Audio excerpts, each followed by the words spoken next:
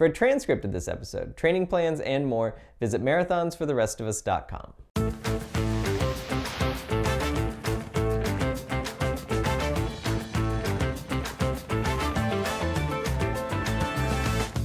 Today's question is, should I include 5K and 10K races in my marathon training? And the short answer to this question is yes, absolutely you should. Even though 5K and 10K races are not physiologically very similar to the marathon, there are some really good benefits that you get from racing 5Ks and 10Ks that you can transfer over to your marathon training. The first benefit of these 5K and 10K races is it can give you a pretty accurate indication of where your current fitness level is at. And this is really important when it comes to setting appropriate paces both for your speed workouts, but also for your long runs and your recovery runs. You want to make sure that you're working hard and you're working appropriately on your hard days, but also that you're going easy enough on your easy days. And so having an idea of where you're at in 5K and 10K races can help you set those paces and get more out of the training for the marathon itself.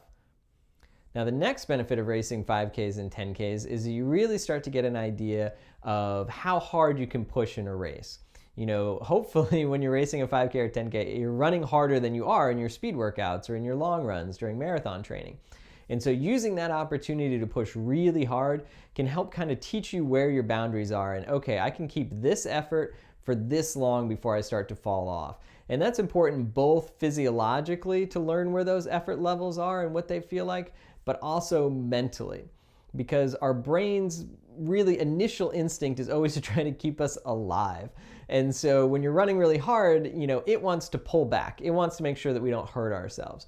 And so by introducing it to these more stressful situations in these 5K and 10K races and helping our brains realize that going hard and keeping that harder effort doesn't kill us, like that actually allows us to push harder both in the speed workouts of training and in the marathon race itself. Now, I think the third benefit of doing these 5Ks and 10K races during your training is it gives you an opportunity to get used to a race situation.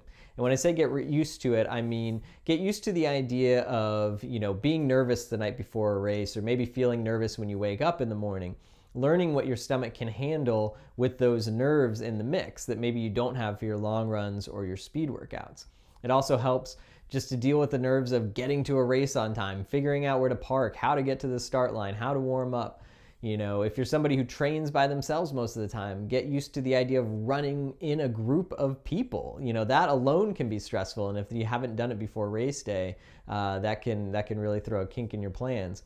Learning how to use the water stops and how to get through those efficiently and effectively can be really useful. So there's a lot of things that don't really fall into the physical or the psychological, but what I would call the logistical that can be really helpful in practicing before race day.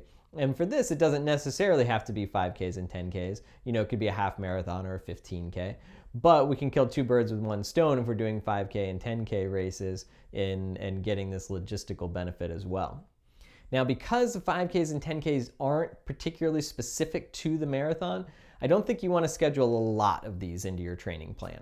I think if you're looking at an average 18-week training cycle, I think you want to schedule maybe 2 to 3, maybe 4 at the most. And I would space those out so that you're doing them every 4 to 6 weeks. That'll give you a really good idea of how your training's progressing, how your fitness is progressing. It'll allow you to update your paces for your speed workouts, your long runs, your easy days, and make sure that they're still appropriate. And it'll also start to give you an idea as you see your fitness improve of, is this goal time that I have for my marathon, is it realistic or not? And so I think they can be really helpful in that regard as long as you're not doing too many. Because most of these happen on the weekends. And so any 5K or 10K that you put in your training plan is an opportunity for a long run that sort of gets missed. I would not recommend doing a 5K and a 10K and a difficult long run on the same weekend. So we've got to make sure that we don't overdo it so that you still have time to get the long runs in, because those are always going to be more specific and more beneficial to your marathon prep in general. So I hope that information helps. If you have any suggestions for future episodes, definitely leave them in the comment section below. I would love to know what you think of this video as well. Look forward to talking to you soon, and happy running.